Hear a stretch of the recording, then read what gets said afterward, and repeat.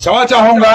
अरे एक भाई नहीं आप सारे नहीं जबरदस्ती आप इस तरह हरामी कहेंगे। आप नहीं, किसको हरामी कहेंगे? आप जहाँ हरामी क्यों कहेंगे? हरामी कहेंगे? एक मिनट हरामी कहेंगे? विधायक जी सुनिए, आप आए हो राम राम।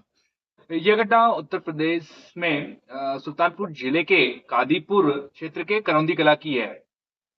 2 अक्टूबर विजयादशमी पर्व के दिन जो आजकल के जो नवबौद्ध समाज है, जो अम्बेडकरवादी विचारधारा के मानने वाले लोग हैं, वो विजयादशमी के दिन धम्मचक्र परिवर्तन दिवस या अशोका विजयदशमी मनाते हैं। तो यह उनका जो त्योहार चल रहा था, तो उसमें आप देख सकते हैं कि जो वक्ता है वो किसी कॉलेज के प्रोफेसर हैं, प्रोफेसर श्यामलाल निषाद। वो किस तरह जो हिंदू धर्म के साधु संतों का, मनुवादियों का और जो भगवा वस्त्र धारण करने वालों का अपमान कर रहे हैं, उनको बदी बदी गालियां दे रहे हैं।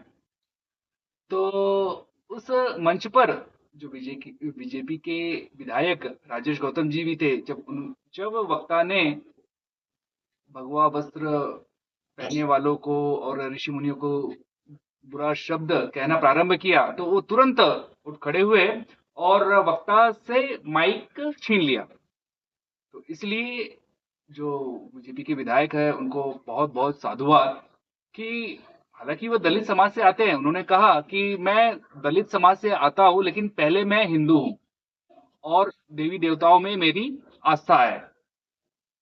दलित समाज में लोगों को बरगलाकर उनका धर्मांतरण का कार्य हो रहा है। उन्होंने ये भी कहा कि ऐसे मंच से जो हिंदू समाज के प्रति गलत शब्दों का प्रयोग नहीं होना चाहिए। तो भगवा भगवा जो बुद्ध की त्याग और बलिदान का प्रतीक है, जो साधु सन्यासी अपना सर्वस्व न्यौछावर करके समाज की भलाई के लिए ही कार्य करते हैं, ऐसे भगवा वस्त्र धारण करने वाले सन्यासियों को बुरा भला कहना यह बिल्कुल भी उचित नहीं है।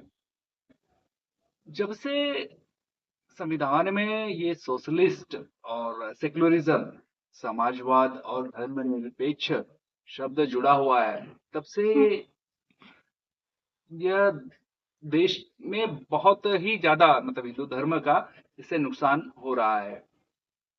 आजकल ऐसा लगता है कि देश में जो जय भीम और जय भीम का एक बड़ा ही षड्यंत्र चल रहा है। लेकिन जो ठीक है, आप जो अम्बेडकरवादी जो विचारधारा के मानने वाले लोग हैं, उनको एक बात सोचना चाहिए कि आजादी के पूर्व भी बाबा साहब अम्बेडकर के ही एक समकालीन नेता थे, डॉक्टर जोगेंद्र नाथ मंडल, जो बंगाल से आते थे। और जब भारत का विभाजन हुआ तो वे पाकिस्तान चले गए। पाकिस्तान जाने के बाद में वे पाकिस्तान के पहले कानून मंत्री भी बनाए गए। लेकिन जब वहां पे जो दलितों की स्थिति जब उन्होंने देखी, किस प्रकार उन पे अत्याचार हो रहा था, उन्हें फोर्सफुली उनका धर्मांतरण हो रहा था, तो इस घटना से वो इतने आहत हुए कि वे भाग के पुनः भारत आ गए और आगे की जिंदगी उनकी गुमनामी में ही गई। तो ऐसे बहुत सारे उदाहरण हम देख सकते हैं कि जम्मू कश्मीर में भी जो वहाँ पे भी अधिकांश आबादी जो अपने दलित समाज के ही लोगों की थी, लेकिन वो वहाँ पे सरकारी नौकरियों में और भी क्षेत्रों में जाने का कोई अधिकार नहीं था। तो ये जो जय भीम और जय भीम का जो षड्यंत्र चल रहा है, उससे लोगों को थोड़ा सा अवेयर होने की आवश्यकता है। आजकल जो ये नव बौद्ध है, तो इनके कार्यक्रमों में हम देखेंगे तो ज्यादा करके इनका काम वही होता है कि हिंदू देवी देवताओं को भला बुरा कहना, साधु सन्यासियों के बारे में भला बुरा कहना, जो रामायण महाभारत है, जो ग्रंथ हैं, उनके बारे में बुरा कहना बिल्कुल भी गलत है। आप अगर ठीक है, आप नहीं मानते हो तो जो मानते हो आप अपनी विचारधारा के बारे में उसको कैसे बढ़ाना है उसके बारे में बोलिए। ठीक है। हालांकि जो बौद्ध धर्म, सिख, जैन, ये सब का जो ओरिजिन है वो सनातन धर्म ही है।